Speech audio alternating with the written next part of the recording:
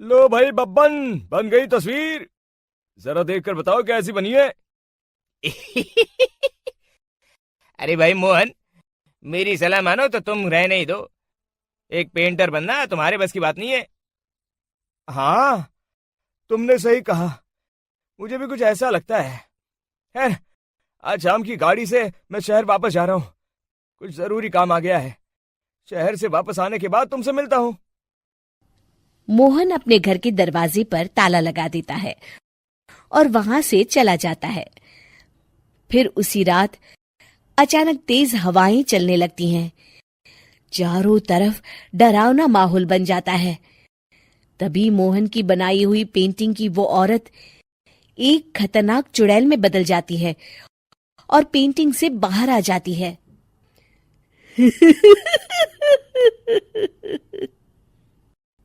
चुड़ैल घर के बाहर चली जाती है।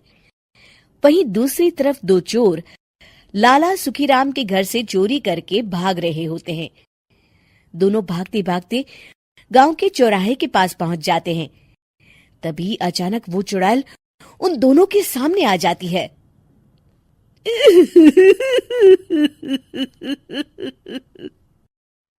अरे मर गया रे! ये चुड़ैल कहाँ से आ गई? अरे मैंने तो तुझसे पहले ही कहा था कि आज अमावस्या की रात है। आज हमें चोरी नहीं करनी चाहिए। हाँ भाई बिल्ला, तुमने बिल्कुल सही कहा। जरा इसके दांत तो देखो, कितने बड़े हैं। चुड़ैल उन दोनों की तरफ बढ़ती है। अरे चुड़ैल दीदी, तुम चाहो तो ये सारे पैसे और जेवर ले लो, लेकिन हम दोनों को कुछ मत करना।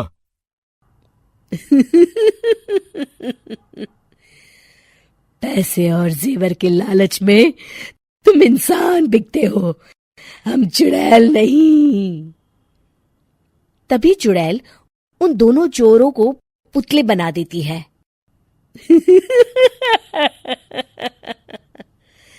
मैं किसी को नहीं छोड़ूंगी। अब कोई मुझसे नहीं बच सकता।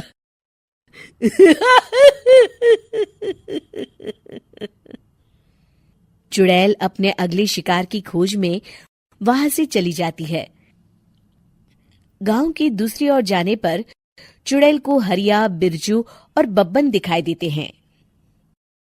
आज संडे है, आज कपिल शर्मा शो देखने का दिन है। जोर से बोलो। आज संडे है। मैंने नहीं सुना। आज संडे है। आज कपिल शर्मा देखने का दिन है। हाँ, ये हुई ना बात। अरे ये कपिल शर्मा कौन है जो ये लोग उसे देखने के लिए इतने उतावले हुए जा रहे हैं? खैर, मुझे क्या, मैं अभी इन दोनों को मजा चखाती हूँ। चुड़ैल तेजी से उड़कर उन तीनों के सामने आकर खड़ी हो जाती है।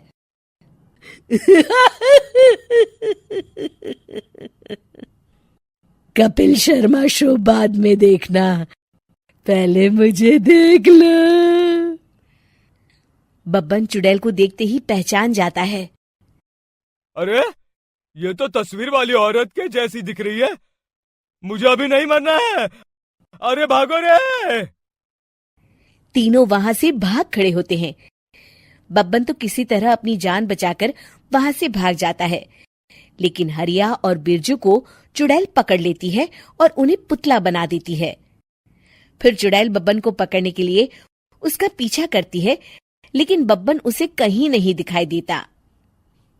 अरे वो मोटा तो बड़ा तेज भागता है, शायद उस तरफ गया होगा।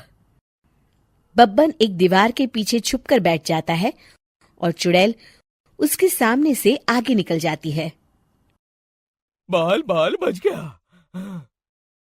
अगली सुबह बब्बन सभी गांव वालों को सारी बात बता देता है।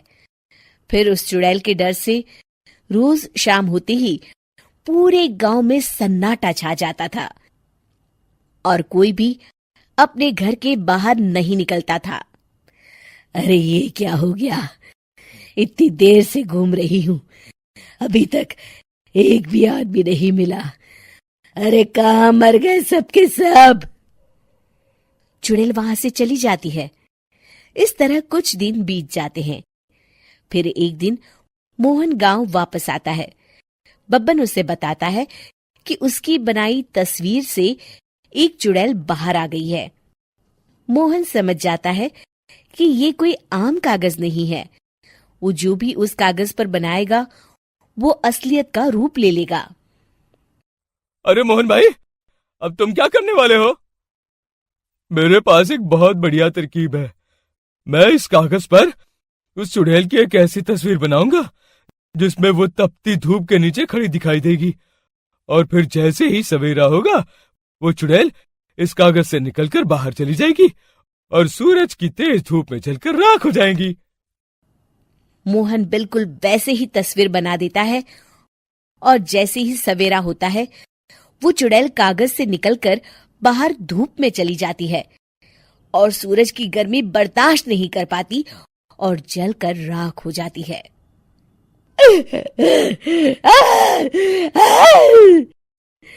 ये मुझे क्या हो रहा है?